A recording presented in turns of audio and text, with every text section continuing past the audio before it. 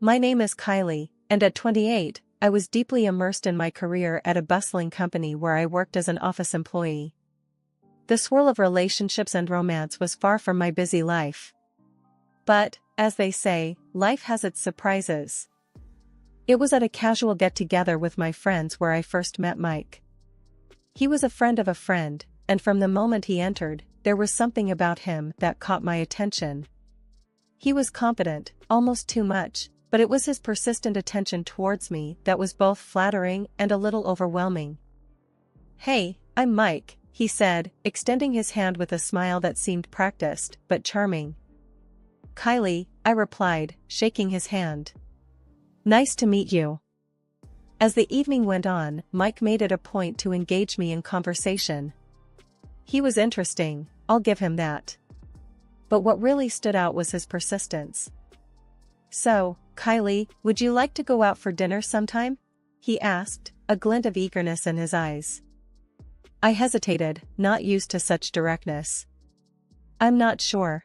I'm quite busy with work, you know." "Come on, it'll be fun. I promise I'm a great dinner companion," he persisted, his smile unwavering. After much persuasion, and admittedly a certain curiosity on my part, I agreed. That's how our courtship started. Mike was relentless in his pursuit. He'd show up with small gifts, send me good morning texts, and always made sure to check in on how my day was going. A few months into this whirlwind romance, he popped the question. It felt fast, but Mike's determination seemed genuine. "Kylie, I know this might seem quick, but I've never been sure about anything. Marry me?" he said one evening as we walked through the city park, the stars just beginning to twinkle in the dusk sky. I remember laughing, half in disbelief and half in excitement. "Mike, are you serious? We barely know each other." "I am serious, Kylie.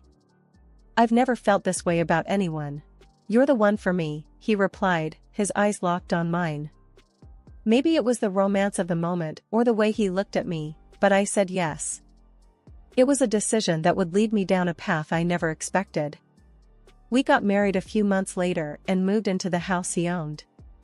We agreed to split everything equally, a decision that seemed fair and modern. The equilibrium of our marriage began to falter subtly after a significant advancement in my career. My promotion was a cause for celebration, but it unexpectedly steered our relationship into uncharted territory. One evening, as we relaxed in our living room, Mike broached a topic that would unknowingly mark the beginning of a fundamental shift in our dynamic. "Kylie, your promotion is fantastic news. But don't you think it's fair that you contribute more to our expenses now? You do earn more than me," he said, his tone casual yet firm. I paused, taken aback by his suggestion. "More? We had agreed on equal contributions, Mike. I thought that was working well for us." He leaned back, exuding a confidence that bordered on arrogance. "Times change, Kylie. It's only logical. You have a bigger paycheck, so you should bear a larger share of our expenses." I felt a knot of unease in my stomach. "But Mike, our agreement was about equality and partnership. This feels like a departure from that." "Come on, Kylie. It's just being practical. Why should we both stretch ourselves thin when you can comfortably cover more?" he persisted, his gaze fixed on me. Reluctantly, after a brief and somewhat tense exchange, I acquiesced to his logic, despite feeling a creeping sense of injustice. "All right, I'll contribute more. But let's try to keep other aspects of our partnership balanced." "Of course, we will," Mike assured me quickly, too quickly, perhaps. In the months that followed, I watched as Mike's contributions to our joint expenses dwindled and then ceased entirely.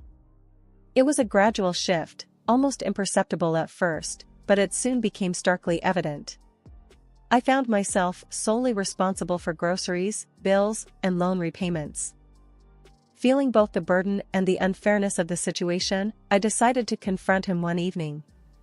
"Mike, you haven't been contributing to our expenses. We need to talk about this," I said, hoping to bring some sense of fairness back into our marriage. However, the conversation quickly soured. "You're making a big deal out of nothing, Kylie." "I'm going through a rough patch at work," Mike retorted dismissively. "But we had an agreement, Mike. It's not just about money, it's about our commitment to share our life equally," I argued, trying to keep my voice level. His response was laced with annoyance and anger. "You're being petty, Kylie. This is what marriage is about, supporting each other. You earn enough for both of us." The discussion ended with Mike storming out, leaving me alone with my thoughts and a growing sense of isolation. When he returned days later, he acted as if the disagreement had never happened. The imbalance in our relationship only deepened in the following months. I found myself not only contributing more financially but also taking on the lion's share of the household responsibilities. One evening, after a long day at work, I came home to find the living room in disarray and Mike lounging on the couch. The sight of dirty dishes in the sink and unsorted laundry was disheartening. "Mike, the house is a mess. Can you help me clean up?" I asked, setting down my bag and taking a weary look around. He glanced around indifferently and shrugged. "Does it really matter? It's not that bad. Just leave it for now." "But we agreed to share these chores." "It's not fair for me to do everything," I countered, feeling the weight of exhaustion and frustration. Mike sighed heavily, his response tinged with annoyance. "Kylie, you're always making a big deal out of nothing. I had a busy day too, you know." I knew arguing would lead nowhere. Silently, I began tidying up, feeling a mix of anger and disappointment. This wasn't the partnership I had signed up for. The next blow came a few weeks later when Mike casually dropped another bombshell during dinner. "Kylie, I'd been thinking. You're doing so well with your job and all, I decided to cut down my hours at work. I've switched to part-time." I almost choked on my food. "Part-time? But why?" "We need two incomes, Mike." He shrugged, seemingly unconcerned. "You're earning enough for both of us. Besides, I deserve some time to relax and pursue my hobbies." I couldn't believe what I was hearing. "Mike, that's not how it works. We have bills, a mortgage. We can't rely on just my income." "Why not?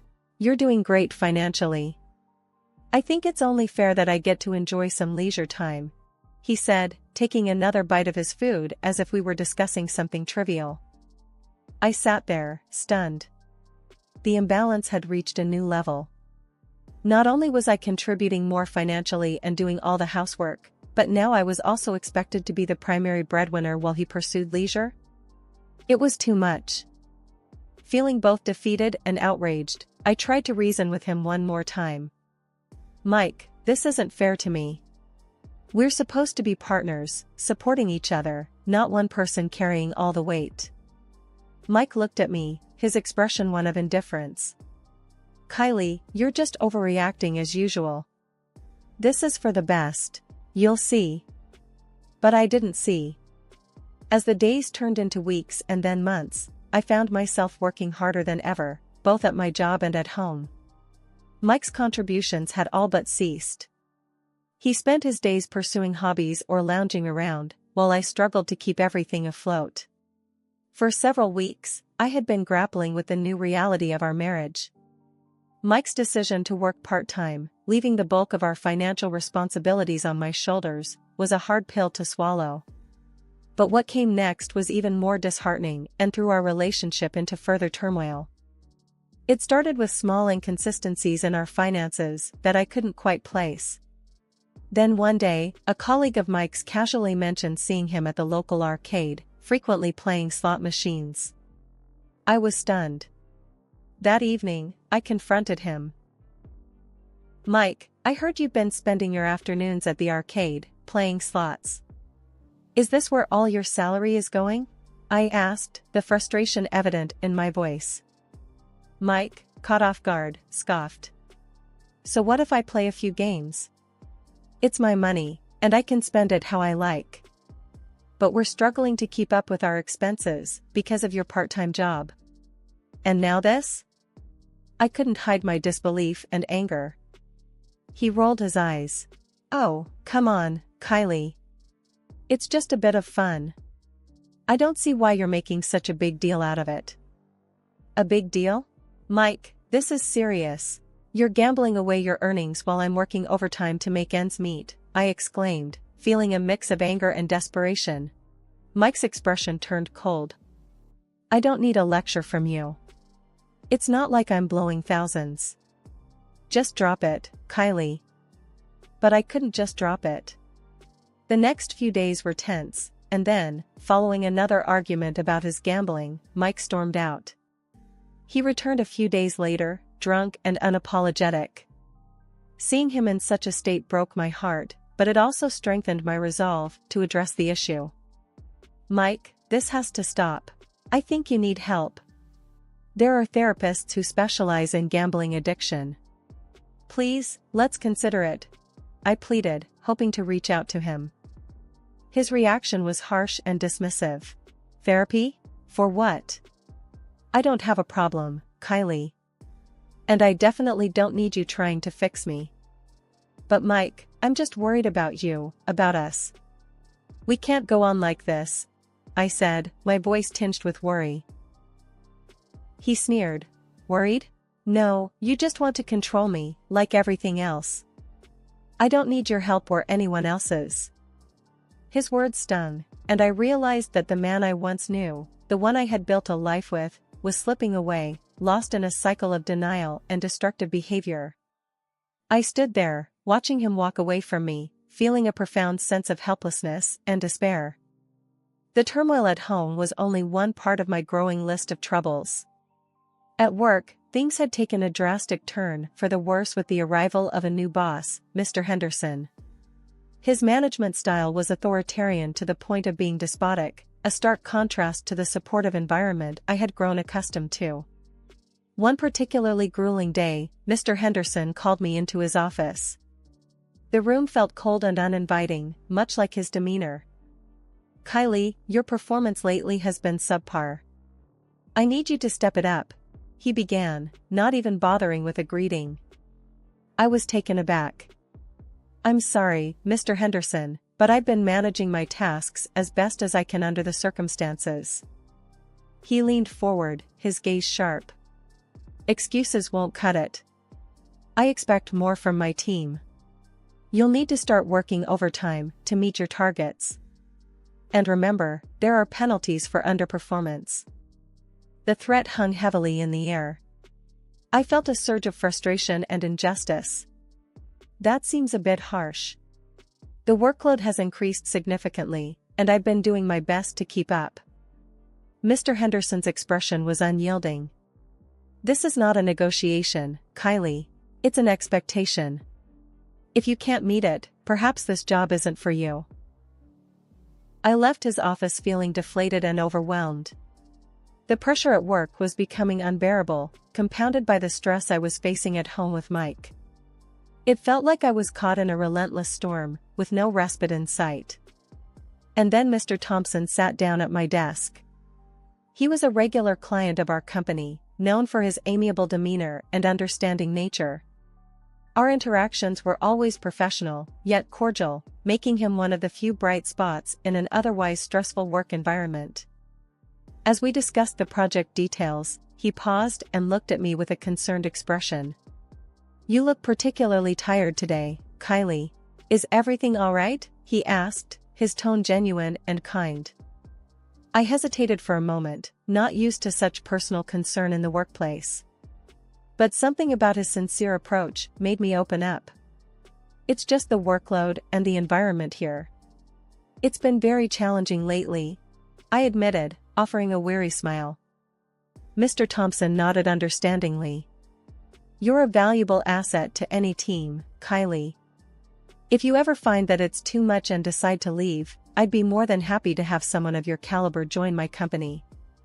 We value hard work, but we also believe in a healthy work-life balance," he said earnestly. That evening, as I stayed late to catch up on work, my colleague Jenna stopped by my desk. "Kylie, you look exhausted. This new regime is taking a toll on all of us. I sighed, rubbing my tired eyes. I don't know how much longer I can keep this up, Jenna. The demands are unreasonable. Jenna nodded in agreement. It's been brutal. Henderson's running this place like a dictatorship. Just don't let this job break you, Kylie. You're worth more than this, Jenna said, offering a sympathetic smile, before leaving. Her words resonated with me as I finally headed home, well past the usual hour. The thought of leaving my job was scary, but so was the thought of enduring this toxic environment indefinitely. The situation at work with Mr. Henderson had deteriorated to an intolerable level. Each day was a grueling marathon of unrealistic demands and unrelenting criticism. The stress was unbearable, but I was trying to hold on, for the sake of financial security. However, there's only so much a person can take. It all came to a head on a Thursday, a day that started like any other, but would end up changing everything. Mr. Henderson summoned me to his office that morning. His office, always stark and intimidating, felt even more oppressive than usual. Kylie, your performance is slipping. I'm not seeing the results I need, Mr. Henderson began, his voice cold and accusatory. I was already frayed from the constant pressure. I'm doing everything I can, Mr. Henderson. The workload is immense, and I'm only human. That's no excuse. I expect better from you. You need to put in extra hours. No more excuses, or there will be consequences, he threatened, his eyes boring into mine. I felt a surge of frustration, mixed with desperation. Extra hours? I'm already stretched thin. The demands you're putting on us are unreasonable. He leaned forward, a menacing look on his face. This is a business, Kylie, not a charity. You do what needs to be done, or you can find employment elsewhere. The unfairness of his words, the blatant disregard for my well-being, it all became too much. My frustration boiled over into a resolve I didn't know I had. That's it. I can't do this anymore. I quit, I announced, my voice steady yet loud, a stark contrast to the quivering feeling inside. Mr. Henderson's face turned a shade of red I hadn't seen before. Quit? Fine, leave. We don't need weak links here. I walked out of his office, and in that moment, despite the fear of uncertainty, I felt a weight lift off my shoulders. The relief, however, was short-lived. Returning home early, I found Mike in his usual spot on the couch. His surprise at seeing me so early quickly turned to concern when he saw my expression. What happened, Kylie? Why are you home so early? He asked, sitting up. I threw my bag down, the events of the day pouring out of me. I quit my job, Mike. I couldn't take it anymore. Mr. Henderson was impossible. Mike's concern quickly morphed into anger. You quit? Just like that? What about our bills, our expenses? How could you be so irresponsible?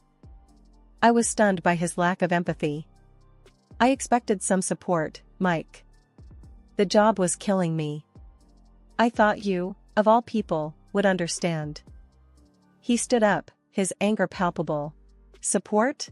You expect me to support us both now? You put us in a financial mess. The argument escalated quickly, with Mike's frustration boiling over into a demand I never saw coming. He retrieved a folder from the desk and slammed it on the coffee table. Here, sign these. I can't be with someone who can't hold down a job, he said, pushing the divorce papers toward me. I looked at the papers, then at him, my heart sinking. Divorce? You want a divorce over this? Yes, I do. You've just proven you can't be relied upon. Sign them, Kylie, he demanded. Feeling a complex mix of anger, sadness, and disbelief, I numbly took the pen and signed the papers. My marriage was ending, just like that. Now get out, he said coldly, once I had signed. I packed a few belongings and left the house. As I closed the door behind me, I felt an overwhelming sense of loss, but also a flicker of hope. I was leaving behind a job and a marriage that had become suffocating. sitting alone in the modest hotel room, with the last remnants of my former life packed in a suitcase, I realized that I was at a crossroads. The weight of my failed marriage and the collapse of my career loomed over me, but within that chaos, there was a glimmer of opportunity, a chance to start anew. The following morning, as I sipped a solitary cup of coffee, my phone buzzed. It was Jenna, my former colleague and friend. "Hey, Kylie. I heard about what happened. Are you okay?" Jenna's voice was filled with concern. I sighed, staring out of the hotel window. "I'm okay, Jenna. Just trying to figure out my next move. You know, maybe this is a blessing in disguise. A fresh start, you know," she said, trying to be encouraging. Her words resonated with me. "Maybe you're right. I just need to find a new job, something less stressful. That's the spirit. And hey, I might have something for you. Remember Mr. Thompson, that client we both liked? He asked about you yesterday." After the call, I felt a renewed sense of purpose. I spent the day updating my resume and reflecting on what I truly wanted from my career. The following week, I met with Mr. Thompson. He greeted me warmly, his office a stark contrast to the cold environment I had left. "Kylie, I need someone with your expertise. The role is challenging but much less stressful than your last job, I promise," he said with a chuckle. We discussed the details, and everything about the job felt right, the responsibilities, the work environment, the balance it promised. By the end of our meeting, I had a new job, one that seemed like the perfect step forward. That night, in my hotel room, I called my mom to update her on everything. She had been worried about me since the divorce. "Mom, I got a new job. And it's a good one," I said, a smile in my voice. "Oh, Kylie, that's wonderful news. I'm so proud of you," she replied, her voice filled with relief and happiness. We talked for a long time, and her words of encouragement and love bolstered my spirits further. I went to bed that night with a sense of peace I hadn't felt in a long time. 3 months into my new job, life was gradually looking up. It was during this time of personal growth that I received an unexpected call from Mike, my ex-husband, which only underscored how much had changed. The phone rang early on a Saturday morning. Mike's voice, frantic and desperate, filled the line. "Kylie, you have to come back. I'm struggling here. The bills, the debts, it's all too much," he pleaded, his voice a mix of panic and despair. I held the phone, feeling a complex mix of emotions. "Mike, we're divorced. You made your decision." "I've moved on," I responded, my voice firm yet calm. He continued to implore, "But I need you, Kylie. Everything's falling apart. I'm drowning in debts, and I've lost so much money." His words no longer had the power they once might have. "I'm sorry, Mike, but you have to manage on your own. I have my own life now," I said, ending the call with a sense of finality. After hanging up, I felt a reaffirmation of my newfound independence. Mike, who had once discarded me, now realized my value, but it was too late. Later that week, a conversation with Liz, a mutual friend, shed more light on Mike's situation. "It's bad, Kylie. He's lost a ton of money. He's working 2 jobs now, but he keeps getting fired because of his drinking and gambling," she revealed. The news, while saddening, didn't surprise me. Mike had chosen his path, and now he was facing the consequences of his choices. It was a stark contrast to the stability and success I was experiencing. That same week, Mr. Thompson, my boss, called me into his office. He handed me an envelope. "Kylie, you've exceeded our expectations. This is a bonus for your hard work," he said, his smile genuine. I was touched and grateful. "Thank you so much, Mr. Thompson. I really appreciate this," I replied, feeling valued and recognized. Leaving his office, I felt a deep sense of satisfaction and achievement. My decision to leave a toxic job and a failing marriage was paying off in ways I had never imagined. As I walked home that day, past the familiar streets and faces, I realized how much my life had changed for the better. I had found a career that rewarded me and built a life of independence and strength.